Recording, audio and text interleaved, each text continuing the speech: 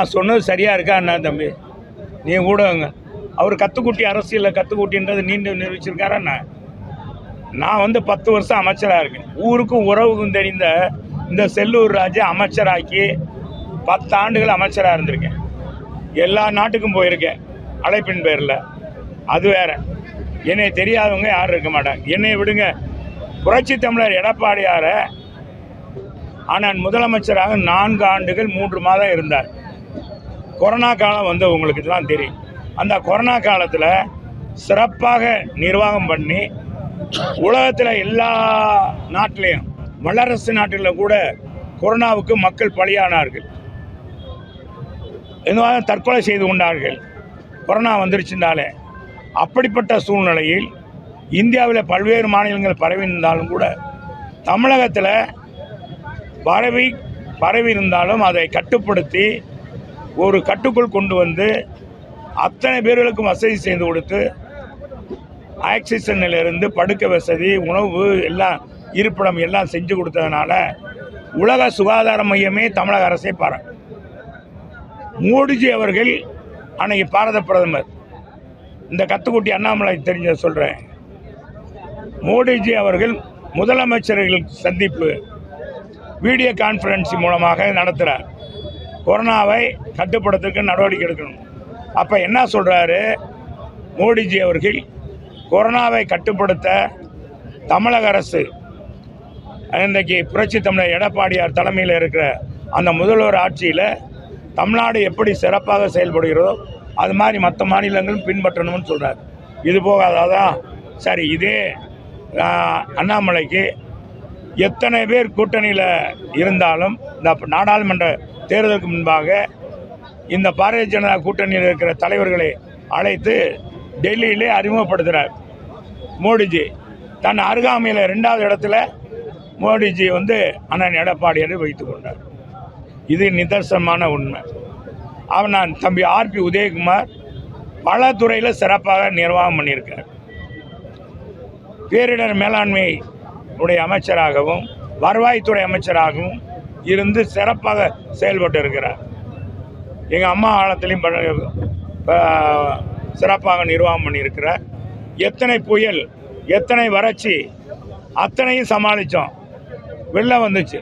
இந்த 2 வெள்ளத்துக்கு கூட திமுக தாங்க முடியல, 2 மழைக்கு தாங்க முடியல. ஆனால் எங்கள் புரட்சி தமிழர் எடப்பாடியார் ஆட்சியிலும் அம்மா ஆட்சியிலும் புயல் மழை என்று மக்களை வாட்டியது, தமிழ்நாட்டை சுற்று சுழப்பியது. ஏறத்தாழ 115 ஆண்டுகளுக்கு பிறகு ஒரே நேரத்தில் சென்னையில் மழை கொட்டியது. அந்த நேரத்திலும் மக்கள் துன்பப்படாமல், துயரப்படாமல், விலைவாசி ஏற்றம் இல்லாமல் அம்மா அவர்கள் அந்த சென்னை மக்களை காப்பாற்றினார்கள். இன்னும் உங்களுக்கு தெரியும். அது மட்டுமல்ல, பல்வேறு இடங்களில் கஜா புயல் வந்தது. ஆனால் எடப்பாடியார் அவர்கள் எல்லா இடத்துக்கும் போனார். கொரோனா காலத்தில் எல்லா மண்டலத்துக்கும் வந்தார். இப்போ இவர் யார் கத்துக்குட்டின்றது தெரிஞ்சுக்கிச்சா? செல்வகுமார் தெரிஞ்சா? இல்லை சொல்கிறேன்ப்பா, நீங்கள் தானே கேட்டீங்க யார் என்பதை நான் அண்ணாமலைக்குடைய அவருக்கே விட்டுறேன். நாங்கள் கற்றுக்கூட நான் 3 தடவை ஒரே தொகுதியில் நின்று ஜெயிச்சிருக்கேன். நான் கேட்குறேன், அண்ணாமலை ஒரு தொகுதியில் நின்று ஜெயிச்சாரா? ஒரு கவுன்சிலர் ஆகியிருக்காரா? அவர் நின்ற தொகுதியில் 2 தொகுதியிலும், ஒரு தொகுதியில் உங்களுக்கு தெரியும் கள்ளக்குறிச்சியில் எவ்வளோ தூரம் கொடுத்தாங்க, பணம் கொடுத்து கூட வெற்றி வர முடியல இந்த அண்ணாமலை. அப்புறம் இன்றைக்கி என்ன வீராப்பு பேசுகிறது? எதை பேசணும்னு பேசுகிறார், விடுங்க. மோடிஜியை ஏன் கூப்பிடலைன்னா உன்னை நீங்கள் நல்லா புரிஞ்சுக்கணும். திமுக மாதிரி நிறம் மாறிய பூக்கள் இல்லை. நாங்கள் நேரத்துக்கு நேரம் எங்களுடைய குணத்தை மாற்றிக்கிற மாட்டோம். இன்றைக்கி பாருங்கள், எங்களுடைய கழகத்துடைய பொதுச் செயலாளர் புரட்சி தமிழர் எடப்பாடியார், புரட்சி தலைவர் அம்மாவுக்கு பிறகு இந்த இயக்கத்தை வல்லமையோடு நடத்துகிறார். எப்படி 2 மாநில, ஒன்று மாநில கட்சி, அகில இந்திய கட்சியை எதிர்த்து அரசியல் பண்ணார், களத்தில் நின்றார். இதுதான் வெற்றி. அந்த இன்னைக்கு ஏன் நாங்கள் மோடிஜியை கூப்பிடலைன்னா, புரட்சி தலைவர் எம்ஜிஆரை பொறுத்தளவுக்கு ஜாதி மதத்திற்கு அப்பாற்பட்ட தலைவர், எல்லா மதத்திற்கும் சொந்தக்காரர், எல்லா இனத்திற்கும் சொந்தக்காரர். அதனால அவரை கூப்பிட்டு பாரதிய ஜனதா தலைவர்களை கூப்பிட்டு இருந்தால் ஓடு வந்திருப்பார்கள். அவர் வந்து கலந்திருந்தாருன்னா அது மதவாதமாக பேசப்படும். அதனால தான் கூப்பிடல ஒழிய வேற ஒன்றும் கிடையாது. எங்கள் தலைவர் வந்து உலகம் பூரா தெரியறதுக்கு இன்னைக்கு 37 வருஷம் ஆச்சு. இன்னைக்கு எங்கள் தலைவர் மறைந்த பிறகு இன்னைக்கு உலகம் பூரா கொண்டாடுறான். அவர் இந்த நாணயம் வெளியிட்டு தானே, இதே கருணாநிதிக்கு இப்போ விட்டுருக்காங்களே, வெளியிட்டிருக்காங்களே, இந்த நாணயம் வெளியிட்ட விழா அன்னையோடு சரி. அதுக்கடுத்து மக்கள் பேசுகிறாங்களா? ஒரு நாணயத்தை முதல்ல மத்திய அரசு நடவடிக்கை எடுத்திருக்கணும். 100 ரூபா நாணயத்தை 10,000 ரூபாய்க்கு விற்கிறாங்களே, அறிவாலயத்தில் 10,000 ரூபா விற்கிறாங்க. பிளாக் மார்க்கெட்டில் தலைவர் படத்துக்கு பிளாக் மார்க்கெட்டில் டிக்கெட் வாங்குற மாதிரி பிளாக் மார்க்கெட்டில் டிக்கெட்டு அந்த 100 ரூபா நாணயம் வாங்குறாங்க. எவ்வளவு மோசமாக இந்த திமுக போயிருக்கு. இன்றைக்கி அந்த தோழமை கட்சிகள்லாம் என்ன நிலையில் இருக்காங்க பாருங்கள். பாவம் அவங்கெல்லாம் இன்றைக்கி ஆற்றுல தவிக்க விட்டுட்டு இவங்க கரையேறுற மாதிரி இருக்குது. எல்லா பேரும் என்ன சொல்கிறோன்னு தெரியலை, எல்லா தோழமை கட்சிகளும். அவர் அந்த இடத்துக்கு தான் அந்த மாதிரி பேசுகிறாருங்க. வேற ஒன்று, ரஜினி வந்து அவர் உண்மையாக போகணுன்னா இதே சிவாஜி படத்தை சொல்லியிருக்காரு. ஏன் சுட்டி காட்டுறாரு?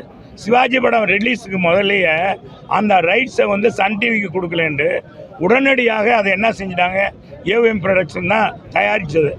அதை என்ன செஞ்சால் சிடி தான் வெளியே வரும், சிடியாக வெளியிட்டுட்டாங்க.